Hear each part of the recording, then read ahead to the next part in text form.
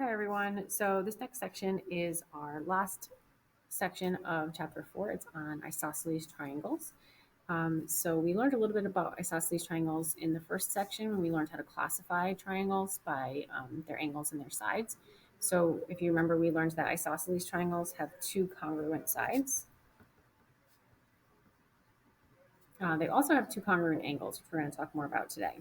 So before we start, let's first go over the parts of an isosceles triangle. So first of all, if here are two congruent sides, those are called the legs. So that would be the congruent sides. Then where those two legs intersect, that's called the vertex angle. The side opposite that vertex angle is called the base. And then there's something called the base angles, which we're going to learn more about today. The base angles in this example would be this one and this one, because they are opposite the legs. So in an isosceles triangle, we're going to learn in this theorem right here, the base angles are always the same. So you have your two congruent sides and your two congruent angles. So let's fill in this theorem. It says if two sides of a triangle are congruent, then the angles opposite those sides are congruent. So underneath, we're going to summarize it. This theorem basically states that the base angles of an isosceles triangle are congruent. So if you look at this picture here, if I gave you that A, B, and BC were congruent, we want the angles opposite these sides are going to be the same. So the one opposite this side is C. The one opposite this side is going to be A. So we would say that angle A is congruent to angle C if those two sides were the same. So we're going to use this theorem to solve some problems. So this first one here, we are given that these two sides are the same. So anytime you're given two sides are the same, you have to figure out which two angles are the same. And it's the ones opposite the sides. So in this example, it's going to be those two. So x is just 75. There's nothing else really you have to do. Just determine that those are the ones that are equal. Those are the base angles. Example 2, here are the congruent sides. So here are the congruent angles. So if this one is x, so is this one. Now, if we were going to solve for x, you could do it a couple different ways. You could write an equation. Now that I know both of these are x, I know all three angles in a triangle add to 180. So I could do x plus 40 equals 180, and then solve. So it's going to be 2x plus 40 equals 180. Subtract 40. So 2x equals 140, and then divide by 2. X equals 70. Another way we could have done this is you could have just subtracted 40 from 180 and then cut it in half, and that would give you both of those. It's essentially what we did here. Then sometimes we have an algebraic type problem. So again, we're given two sides are the same, so we need to figure out which two angles are the same. It's going to be A and C. So if A is 6x plus 6, so is C.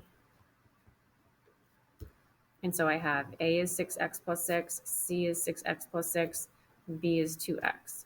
So I know that all three of these add to 180. So I'm going to do 6x plus 6 plus 6x plus 6 plus 2x equals 180. And then from here, oh, you can't see, sorry. Didn't realize. From here, we're just going to solve for x. So we're going to combine like terms. 6x, 6x, and 2x. It's going to be 14x. And then 6 and 6 is 12. And then we're going to do 180 minus 12, which is 168. And then divide by 14, which is 12. Okay. So those are some examples where you're given congruent sides and you have to figure out which angles are the same. On the next page, we have what's called the converse of the isosceles triangle theorem. Converse is you flip the statement. You flip the if and the then. So rather than saying if two sides are the same, the angles opposite those sides are the same. This one's going to start off with two angles that are congruent.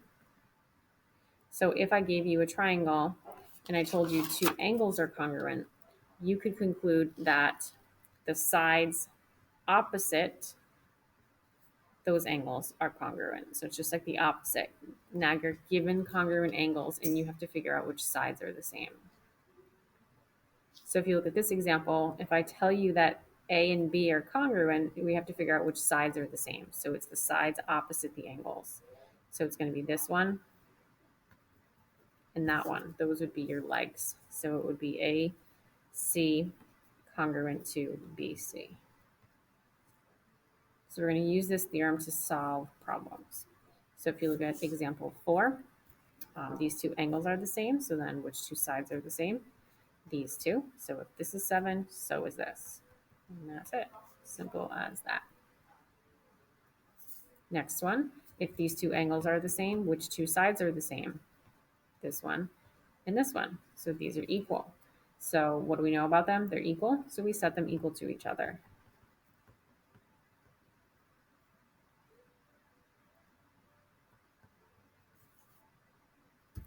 And now we're going to solve for x. I'm going to subtract 2x, add 6.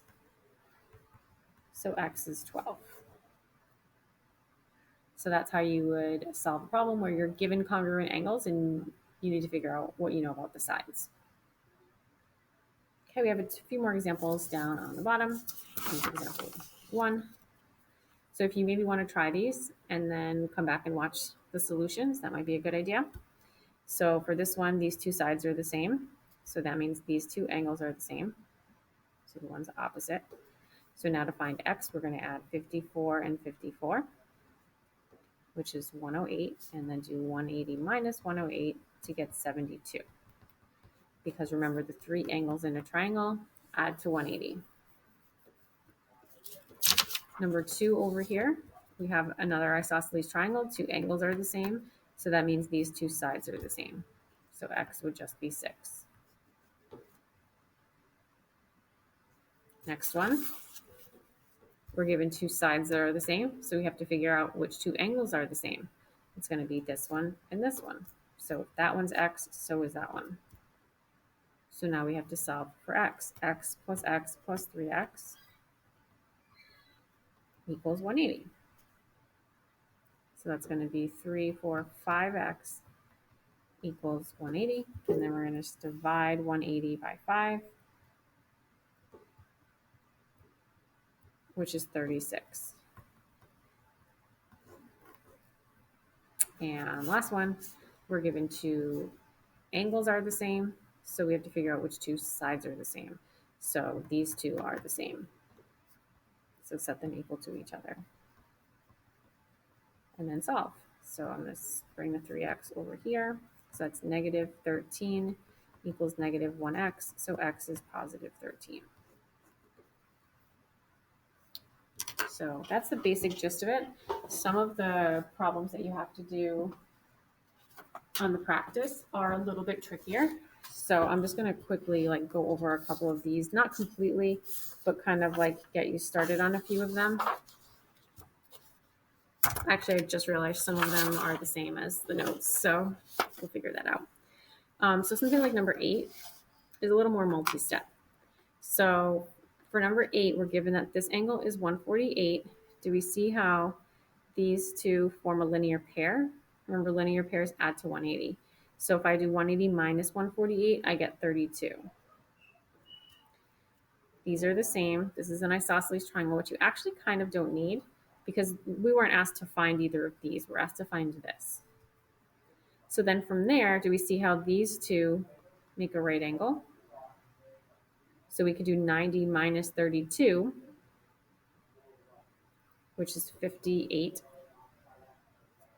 And then that should help significantly. So notice in this triangle, it's an isosceles triangle. So you have to figure out which two angles are the same and then go from there. So I'm going to stop there. If you need help with it, we can go over it when I see you in class. And then there's a couple on the back that I just wanted to take a look at, like maybe number 13. The rest are pretty similar to what the examples were on the notes, but number 13 is not. So number 13 is, again, a little more multi-step. So see how down in this triangle, this is an isosceles triangle. So you have to think about which two angles are the same. it's going to be this one and this one. So this is 47. Then from there, we have some vertical angles, and we have another isosceles triangle. So again, that should help pretty significantly for number 13. I think that should be really it. I mean, everything else is very similar to the notes. Up here, I guess, could be a little bit tricky, this top one. So it's just asking like something like number 1 is just asking if RV is congruent to RT. So RV and RT, which two angles would be the same? So look at the big triangle and identify the angles. You just name them. And then like another one says SVT, number 2, is congruent to STV. So look at this triangle. If these two angles are the same, which two sides are the same? And then just name them. And that's it. So we'll be able to go over this next class if you need help. And then also we're going to review for your test. All right, so that's it. Let me know if you have any questions, and I will see you tomorrow. Have a great day.